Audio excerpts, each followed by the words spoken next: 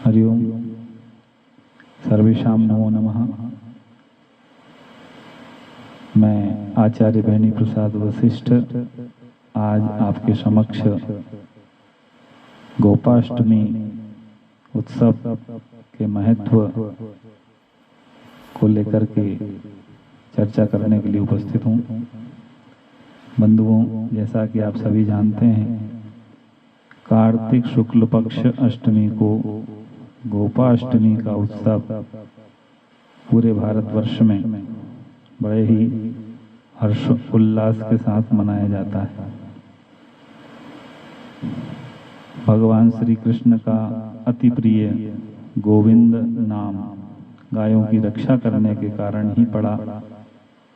कार्तिक शुक्ल पक्ष प्रतिपदा से गोवर्धन पूजन से, जिस दिन उन्होंने गोवर्धन धारण किया था, 7 दिनों तक गोपियों की रक्षा के लिए भगवान श्री कृष्ण ने गोवर्धन पर्वत को धारण किया। 8वें दिन जब इंद्र की आंख खोली और वे अहंकार रहित होकर के भगवान श्री कृष्ण की शरण में आए, तब कामधेनु ने भगवान श्री कृष्ण का अभिषेक किया और उसी दिन से भगवान का नाम गोविंद हो गया। उसी दिन से कार्तिक शुक्ल पक्ष अष्टमी को गोपाष्टमी के रूप में उत्साहपूर्वक मनाया जाता है। इसी दिन से भगवान श्री कृष्ण ने गोचारण का कार्य जो है प्रारंभ किया था, गाय चराने का कार्य प्रारंभ किया था। बंधुओं, त्रिकालदर्शी महर्षि वशिष्ठ जी ने कहा है कि गाय मनुष्यों के लिए कल्याणप्रद है। गाय कल्याण मंगल का परम निधान है।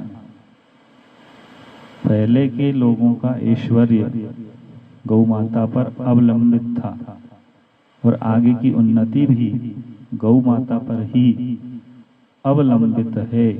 इसलिए गायें सब समय में पुष्टि का साधन थी, है और रहेंगी।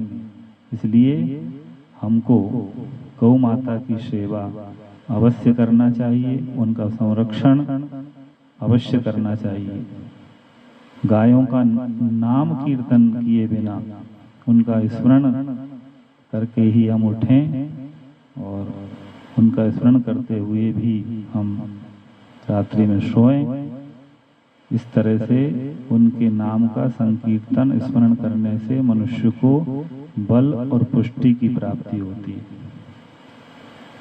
जो मनुष्य नित्य गौ माता की सेवा करता है, उनके नाम का संकीर्तन करता है, वह हमेशा निर्भय होता है। उसे किसी प्रकार का भय नहीं रहता है। सर्वदेवमयी गौ माता का कृपा पात्र बन जाता है। जो नित्य इस मंत्र का जाप करता है, वह गौ माता का कृपा पात्र बन जाता है। उसे कभी भी किसी भी प्रकार का कष्ट और भय नहीं रहता है।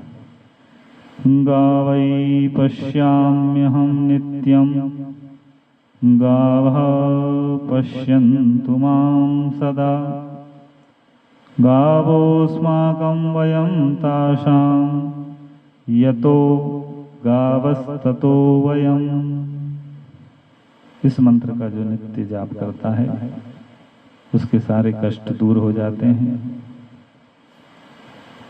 इसलिए हमको गौ माता की सेवा अवश्य करना चाहिए, क्योंकि गौ माता में सभी देवी देवताओं का वास है।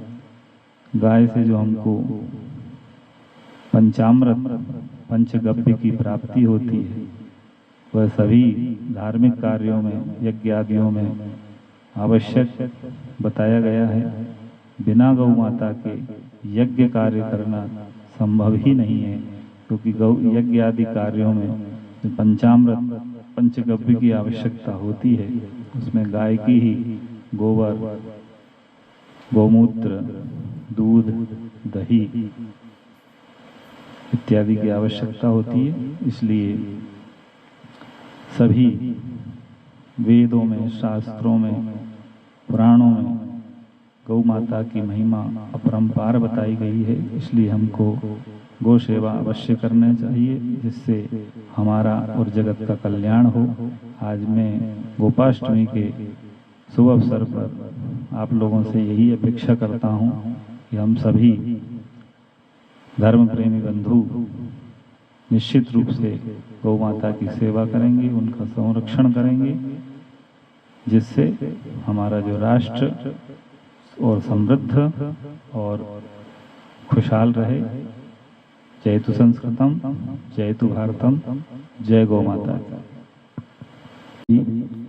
अपनी सनातन भारतीय संस्कृति परंपरा का निर्वहन करते हुए कार्तिक शुक्ल पक्ष अष्टमी को गोपाष्टमी का त्योहार बड़े ही हर्षोल्लास के साथ मनाएं।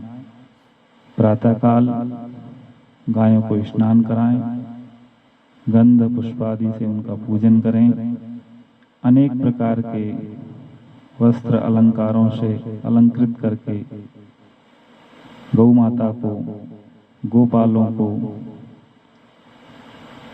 पूजन करके गायों को गोग्रास देकर उनकी परिक्रमा करें।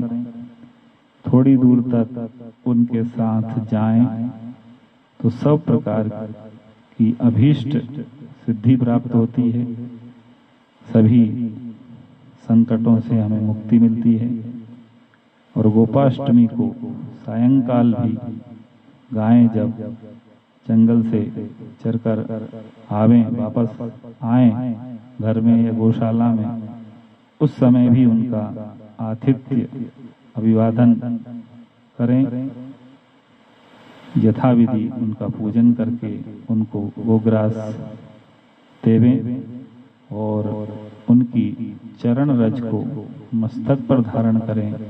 उससे मनुष्य को आयु, बल और सौभाग्य की प्राप्ति होती है। तो हमको बड़े ही हर्षोल्लास के साथ कार्तिक शुक्ल पक्ष अष्टमी को, गोपाष्टमी का त्योहार मनाना चाहिए। जयतु संस्कृतम, जयतु भारतम, जय गौ माता की, जय गोपाल जी की।